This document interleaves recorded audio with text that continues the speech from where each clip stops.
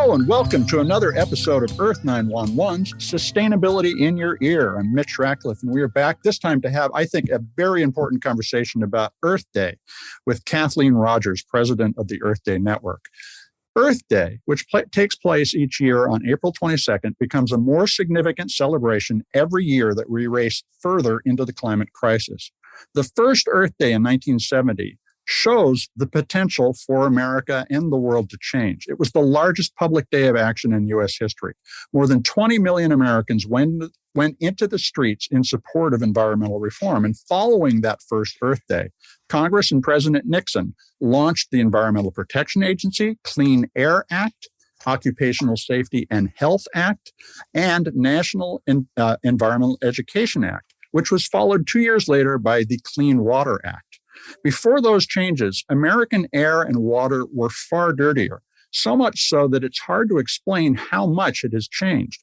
Only with the arrival of uncontrolled wildfires related to climate change do we have comparably bad air in the United States, but only for a few days per year, at least at this time. We made a lot of progress.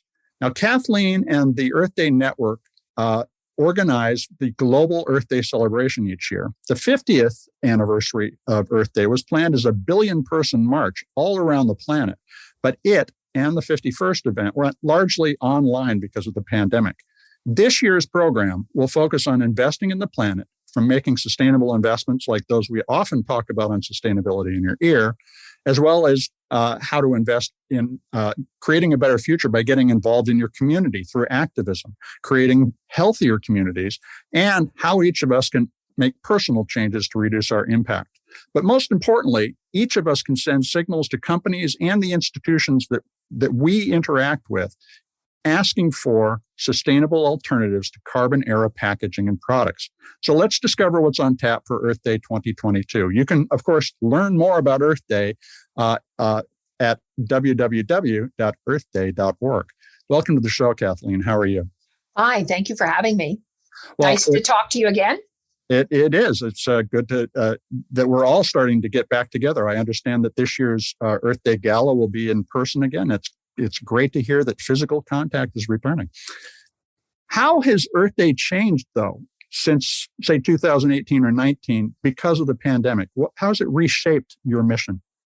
Well, interestingly, this is our third Earth Day with the cloud of COVID over our head. Now, the skies are sunnier, and for the most part, and this is true around the world, not just the United States, people have emerged and are not just excited about doing something for their planet, but they're much more active than I've seen them in recent years. Now, even during COVID, cleanups, petitions, all the things you see people doing, tree planting, all of that volunteer work and activism work took place worldwide, despite Earth Day. And, one of the main things that earthday.org does is educate people. And so we were able to do a lot of that. Now, interestingly also, and that's why the question is so important, is the 2 years of COVID, actually underneath them were massive changes going on climate change and weather and destruction. And so you have these enormous things swirling around in the last 2 years that make that question so much more important, because as we were forced to find new ways of convincing people to take action virtually as opposed to in person, we also had the climate change imperative, the forest fires, the meetings of various leaders around the world, action by corporations, all this stuff was swirling at the same time. It wasn't able to emerge. So the other thing I think about why your question's so good is because not only did COVID sort of take the wind out of the sails of the big events that we see happening during Earth Day, the commitments of mayors, the commitments of governments, the commitments of corporations, along with the volunteer work. But we also saw all this action on climate change, biodiversity loss, et cetera, that wasn't able to emerge the way it can during normal Earth Days, when we, in a way, weirdly own the press because everyone's looking for an Earth Day story. Sure. And so it's this combination of the desecration of the planet and the incredibly difficult time that all humanity's had because of COVID. And I think you're going to see a lot of interesting things emerge as the COVID cloud lifts. Well, I agree. What happened is climate change became painfully tangible, and everything associated with COVID gave us a preview of what the world disrupted by climate change will be like in 10, 15, or 20 years. And so a lot of people are waking up to the fact that this is a serious problem, and they're doing so through the internet, which is one of the good things that has come out of our history so far. But 2021 was a pivotal year, and COP26, the UN meeting in Glasgow, included some significant announcements about sustainability goals by nations and companies. But how do you feel we're doing in terms of our progress on stopping CO2 emissions and beginning to restore the planet? Well, I am by nature an optimist. Today's a bad day to ask me that question, but in many ways, things have gotten a lot worse. I think that the countries put their everything on the line in Paris, and people were again, sort of amazingly optimistic about what they could get done. But when the rubber hit the road and they actually had to start doing something about these pledges that they'd made, then things slowed. And what I saw at the COP meeting were many fewer commitments. And to the extent there were any commitments, the loopholes swallowed the commitments. So on methane or deforestation, they appeared to be taking action, but then they carved out all these exceptions to what companies or countries or whatever had to do. And so I don't think I saw the progress that people who felt the need to be optimistic for a bunch of reasons. I mean, optimism's good. If you're suddenly negative, then everybody will be negative. And so it's really important to push things forward. And I appreciate why governments said that the COP was relatively successful, but on the ground there and meeting with people, I saw something different. Now, what I did see, which made me really happy, it has a caveat, but I'll get to that in a second, was that business was there in full force. Mm-hmm. And the commitments, technologies, the structural revolutions that they were preaching and or creating deals right around in the place. Everywhere you could see these deals being made, and the amount of optimism around the green economy that was projected by business and inventors and innovators was really heartening. On the other hand, I have to say, when we went to these big meetings where you had 300 or 400 people in the room talking about the sort of green tech revolution and renewable energy revolution and all the other things that come with it, which were pretty amazing. It was more or less the global north in the room. So you did not see a lot of African countries or other countries participating, but nonetheless, it was, I was quite heartened by that. And as I think I mentioned, earlier, the theme for Earth Day is sort of built upon what we saw at the COP for those very reasons. Well, let's talk about that. How do you see investing in the planet taking shape for an individual who's thinking about getting involved in Earth Day? What guidance are they going to be able to get through earthday.org? What kinds of events might they attend to learn about how to push the economy in the direction they want it to go? Well, I'm one of those people, and I always call myself a very imperfect environmentalist. I'm a rabid recycler, and but I drive my car to work. Mm-hmm. And so over the years, and this is an evolution of my 20 years doing environmental work, I have felt that there was too much emphasis and blaming of people for the state of the world. And so I am one of those people who believes that the responsibility needs to be shared equally, business, governments, NGOs. And by that, NGOs, I mean faith groups. I mean, anybody who's in civil society has a role to play. But again, it's a three-legged stool, and the stool is never going to be even. And you're never going to be able to sit on it if you cannot get all three of these parts of society working together. And so for Earth Day, we have, enormous numbers of resources on our website, toolkits for everything from letter writing campaign to planting trees, to holding town hall meetings, to doing events. We have staff working all over the world, putting together events on their own and with organizations. We have over 175,000 groups in our network. And so we can really work with them and get a lot done that we don't command and control in any way. And we know, for example, as kids go back to school and teachers are just so far behind, not through their own fault, and our hearts are totally with them, that generally speaking, 98 to 100% of our schools do Earth Day events in their classrooms. So we provide information and tools for them to work with their students. And again, it's K through 12. We're also working with universities on a number of things. It can be an event. It can be working with their dean or their president of their university or college to get commitments and push things like better food in cafeterias. And by that, I mean, using regenerative agriculture or organics or locally grown produce, all of these kinds of actions where we as individuals or consumers can push people to do the right thing. The squeaky wheel gets the oil, and that's true for every activist in whatever field you're in. And so we tend to try and encourage people to make as much noise around Earth Day. And long ago, it became less about a day and more about, Earth Day, Earth Week, practice. Earth Season. So we're seeing enormous volunteer activities and cleanups, tree planting, but also a lot of, I'll call it small p political activism, pushing people to do the right thing.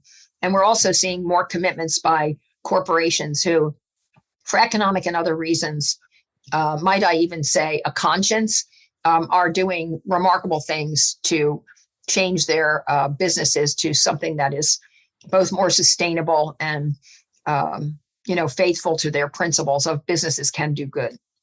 Are you finding that you're attracting more corporate backers who are interested in improving their environmental, social, and governance performance, or ESG performance? And how is Earth Day going to facilitate dialogue between those companies and people? Are you thinking about how to, beyond letter writing campaigns, can we create forums where these kinds of conversations can start to happen?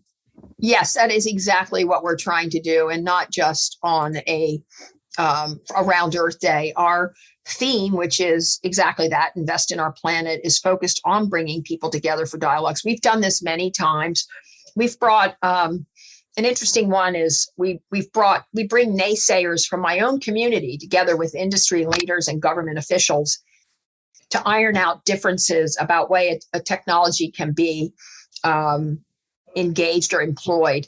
And I've done it with light bulbs, with electric vehicles, with hydrogen fuel cell vehicles. We've done it so many times where we are in that really unique position of being able to broker, not the deal so much as the conversation, sometimes the deal too.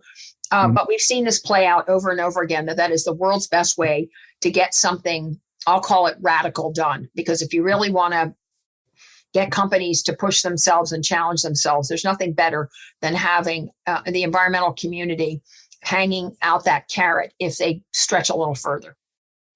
A few minutes ago, you referred to yourself as an imperfect environmentalist, and I certainly would count myself the same way. Everybody is making their own changes, and we all do things differently. It's just the nature of being alive. But you also mentioned the fact that people blame one another, and that has become, I think, one of the barriers to the dialogue that we're talking about. In particular, we tend to focus on the youth who are going to suffer the most from climate change, which is absolutely a certainty. However, we need to get all generations involved. How can Earth Day as an event or as a component of our online existence help create a multi-generational dialogue so that we can start to make collective changes like you described earlier? Well, I think there are a number of ways. We have for a long time promoted exactly that. We do it through cleanups where we'll match up schools with grandparents or senior groups. We've worked with organizations like AARP and others to promote those conversations because many older people have time on their hands, but they don't want that time on their hands. And so we'll often look for ways to engage people, particularly from that community. The youth movement is very interesting because, as you know, and I'm sure we were much more activists when we were younger in most parts of our lives, but that community ages out. And so we're continuing to push youth because I think their voices are super relevant. Absolutely. To join that community. So you have someone like, name your activist who was 15, 16, whatever, or even younger, and are now headed to college. And that kind of momentum of getting on with your life is really compelling.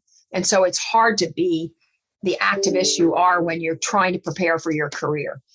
And so it's I think the way to foster that is to keep creating avenues and opportunities to both bring new youth into this movement, and also to what I call a feedback loop from people who are older. Now, most youth, including myself when I was young, try not to or intentionally don't listen to anything, from anybody except their own generation. But I am seeing, because we have an enormous network of youth leaders. It's called My Future, My Voice. There are leaders from around the world, the top of their fields in the youth movement.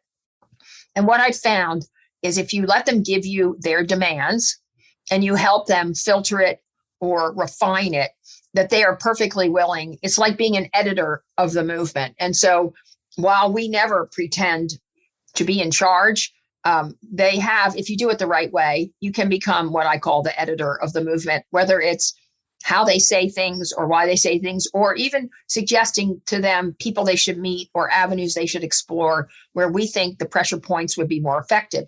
So it's really, your question's so important because my community definitely needs to work with youth. And I don't mean because it's, sort of the flavor of the day or whatever. It's all of a sudden everybody's working with youth, but I mean on a sustained long-term basis. And that also means, interestingly, to many youth, it's hyping and explaining and inspiring this generation to become those innovators, those inventors. Unfortunately, those psychiatrists of the future who are going to have to deal with the emotional toll of climate change. But if you talk to them about jobs and careers, they're not just in it to protest, they're in it to go somewhere. So a lot of what we do is provide that intergenerational support, but we also promote ways we think that they should be engaged, that at the end of the day, when they do age out, that they will have a place to put all that energy, whether it's green business or medicine or whatever it is. So, or even joining my community. But it's important to give them avenues for that expression and also at least point to a horizon where they can live their lives, make money, and still be participating in the green economy and green life. So I think that's a really great question and something that we ask ourselves every day. How can we be better at it? But that seems to be the way we have ended up having so many groups really like our network. Now, one of the things that you're going to offer is guidance about what kinds of local, state, and federal policy people should be advocating for through various aspects of your communication. What are the highest priority issues for you this year? Could we do something as big as launch the EPA or Clean Air Act again? Yeah, I mean, it's funny you just asked this question because as we speak, and it'll be going on for the next 4 months, what we have is the very first plastics treaty, the introduction of the plastics treaty. It's happening in Nairobi, but it was submitted by interesting combination of Rwanda and Peru. And we did a big program with them a few months ago that was really great. And we also introduced in that program inventors, people who are inventing their way out of plastics, which I think is sort of the missing element of the treaty now. It's all about controlling flow and minimizing waste and coming up with a different version of plastic. But and Japan joined it as well. So it's now covering marine-based pollution, plastics, which in my view, there are two things about plastics I'd like to say. One, it is equal to the threat of climate change. And two, it is the same as climate change. They're both made out of oil. So both problems. But I think the health issue related to plastics is extraordinary, whether it's reproductive issues.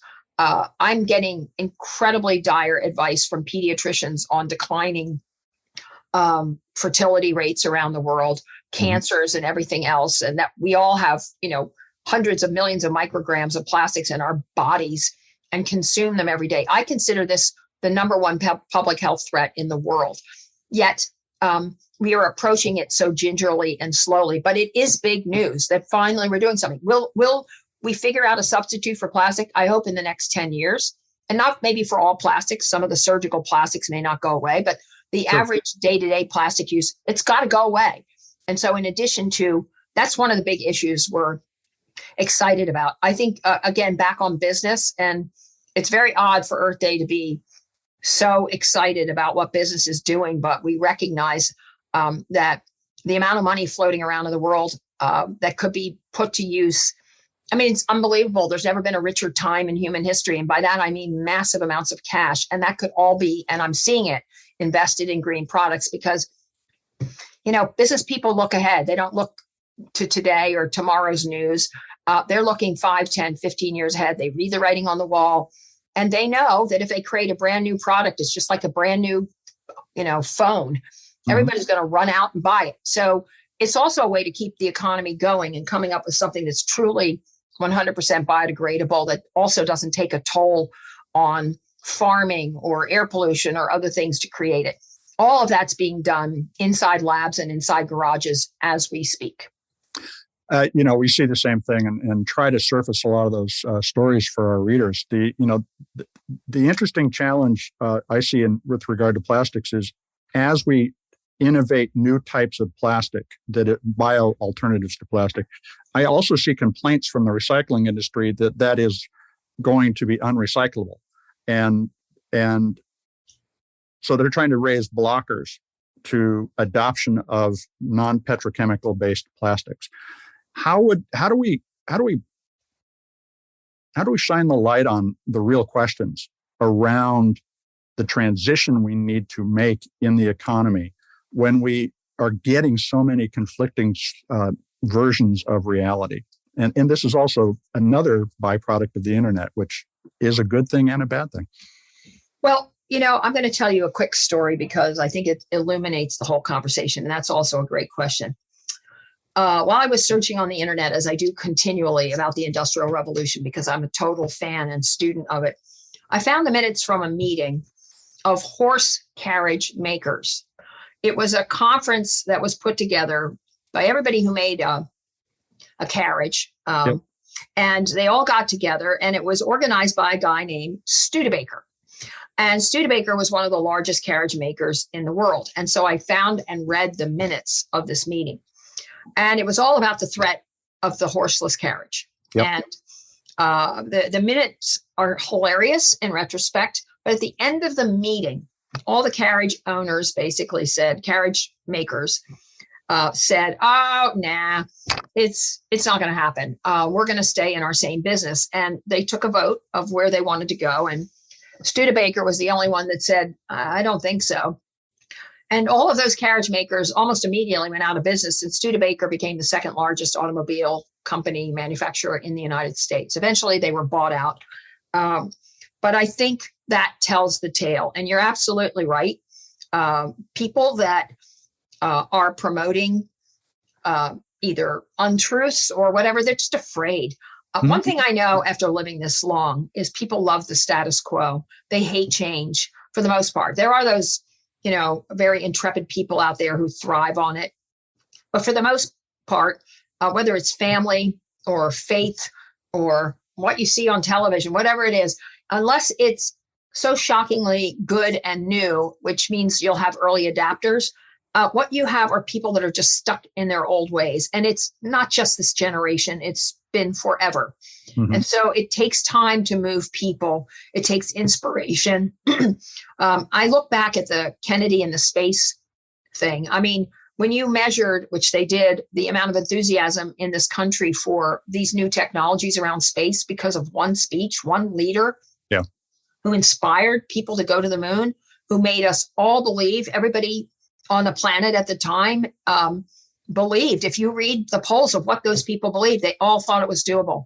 Yes, there was the outliers who said it can't be done. It's a waste of money. But it inspired a generation, not just of scientists going to the moon, but science in general. And so, and jobs, many, many jobs in the field, whether it was math or others, teaching, all of that rallied around and became an inspiration for a generation. And the money followed, the technology followed on the backs of that speech. Now, did Kennedy know that we could go to the moon based on what he knew about the technology? Probably. But we have those exact technologies. If I were leading this country, I'd be out in every cold field. I'd be preaching the green economy. I'd be out there with the people who are the status quo adherents that are really finding it difficult to change and accept climate change as an opportunity as well as a threat, and convince them that this is the greatest thing that's ever happened since the telephone, the horseless carriage, or going to the moon. Well, we have to inspire people. And the thing we need to do is not just point out that there's a chasm we need to cross, but that there's a bridge to get across it. So we have to open the bridge. Absolutely. So you talked about changes. Let's turn to individual changes. And you've got an article up on the site about 52 tips to invest in the planet. Can you tell us 2 things that you're doing personally that are changes for you that you think are the right thing to be doing? Well, this is an expensive one. So it depends on your economies, but we had a bunch of really old cars. I can't even tell you how old the cars were we were driving. It was embarrassing. We had a Prius with 378,000 miles on it. We still, it just kept going and going. But we actually decided to go get rid of most of these cars, which our kids and everybody had, and get an EV. Mm-hmm. Now, that is a great expenditure, not for the average person and who hasn't saved for it like we did. But I must say, it is, despite its, relatively short range, it feels like I've done something monumental. Perhaps maybe one of the things I've done other than my job to feel like I've actually done something for the environment. On the other hand, I am dead serious about me being an avid recycler. Now, there's a caveat to recycling, which is, as you know, 80% of recycling is not profitable for the companies that do it. There are very limited numbers of products, glass, newspaper, a few others, cans, that can be recycled, sometimes plastics. And so we have to, so one of the things I do personally is really advocate for my county, Montgomery County, outside of Washington, to spend as much money as it's going to take to recycle products, because I don't want them ending up in our landfills. I think the last one, and I've come to this really recently, is that fast fashion, meaning the big companies that change their products and their fashion lines every 3 weeks. People don't understand this, but that is somewhere between 6 and 10% of all carbon emissions. And in addition to that, massive pollution. And we're all wearing plastic. If you're not wearing cotton, then you're wearing oil. You're wearing microfibers. You're wearing things that are the equivalent of eating, literally digesting a credit card, sometimes up to a day, because all of that comes off in our water and on our skin. So I am really preaching to my kids and to myself that if we're going to buy something, it has to be something I'm going to keep a long time.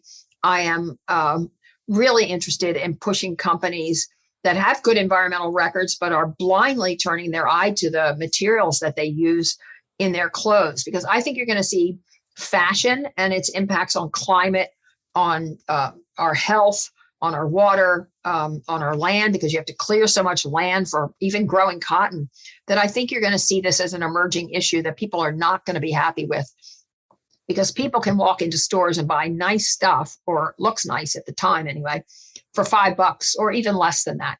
And then in 3 weeks, the whole fashion line will change. So that's one of our new campaigns at Earth Day. I think it's part of the whole plastics problem that we have. And I also think over the long term, companies and countries that are invested heavily or have oil as their, or gas, whatever it is, as their only commodity, they really need to diversify. And so I think you're also seeing a big push that we're engaged in, which is pushing oil producing countries to start thinking about what happens when it's all over. But instead, what we're seeing is that many of these countries are building major plastic factories outside of their own countries, and they're also promoting, materials made out of plastic. So those are 3 big issues. And then on just quickly, again, spending less money on energy, being really concerned about how we approach our food systems and waste are also little things that we can do. Again, companies play a main role, but those are 3 or 4, or actually 5 of the things that I'm focused on. Well, Kathleen, there's a lot to do, and I'm glad that you shared those ideas. We'll, of course, include a link to the article in the introduction of the podcast so that people can take action. I want to thank you for taking time to talk with us today. Thank you for having me, Mitch. We've been talking with Kathleen Rogers, president of the Earth Day Network. And of course, you can visit Earth Day Network at earthday.org. There is a page about Earth Day 2022. Check it out, along with the article that we'll provide a link to in the story accompanying this podcast. 52 ideas to take action this year to improve the planet, to invest in the planet. Folks, it really is important that we think in terms of change. It is hard. It's not easy to move into a future, particularly one as unpredictable as ours constantly proves to be. But we can do it, and we have done it many times before. Earth Day is an opportunity to get out into the streets, into your community, to talk with your friends, neighbors, and family about making changes to make this planet survive. Rather than the planet, this species survive the next 200 to 300 years. Because if we can get through all of this, we have a very, very bright future. I hope you'll take a few minutes to share this podcast and all the others that we've done, about 270 now, with your friends and family. Get everybody thinking about more ideas so that we can create less waste and preserve this planet. I'm Mitch Ratcliffe, your host. We'll be back with another innovator interview soon. And in the meantime, I hope you'll take care of yourself, take care of one another, and let's all take care of this beautiful planet of ours. Have a green day.